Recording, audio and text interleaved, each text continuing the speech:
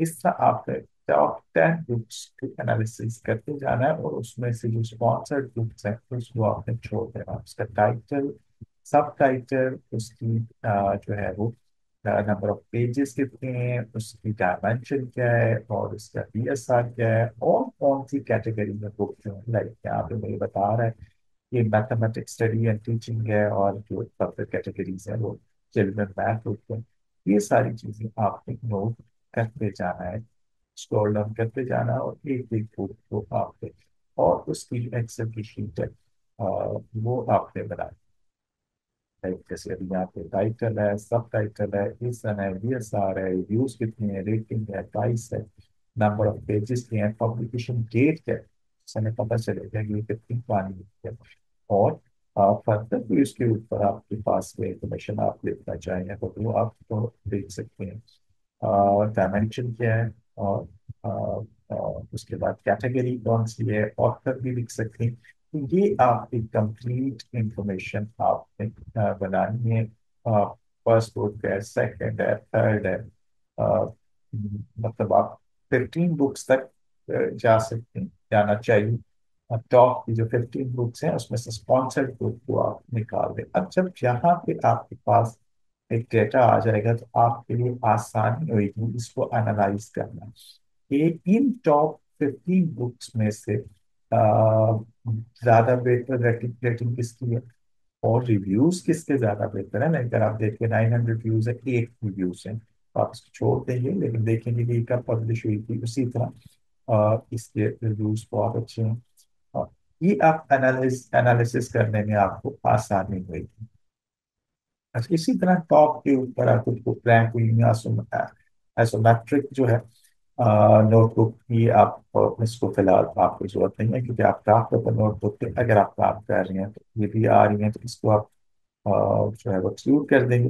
तो इस तरह आपने टॉप 15 बुक्स तक जाना है। पहला पेज या सेकंड पेज तक की ये बुक चली जाएंगी। इसमें से आप देखेंगे बीएसआर किसका बेहतर है, like 80 for 8,000 BSR, obviously the best है as compared to 300 7 जो है वो के का जो BSR है।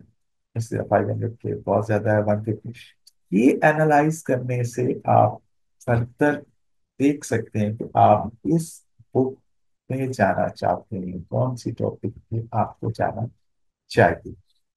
जो लास्ट 1 ईयर से लाइव है, और ज्यादा पुरानी बुक नहीं है, और कौन सी कैटेगरीज में वो जो है वो रहेंगे, उसकी डायमेंशन क्या है। तो जब आप बुक कल को बनाएंगे तो आप देखेंगे कि टॉप की जो 15 बुक्स है, फर्स्ट सेकंड और थर्ड पेज के ऊपर मैक्सिमम, उनकी डायमेंशन क्या है, आपको वो आसानी होगी। तो इस तरह की बुक्स जो है वो चल रही है ऑलरेडी। इसी तरह की कैटेगरीज में भी रैंक हुई है, उन कैटेगरी को आप चूज करना आसानी होगी।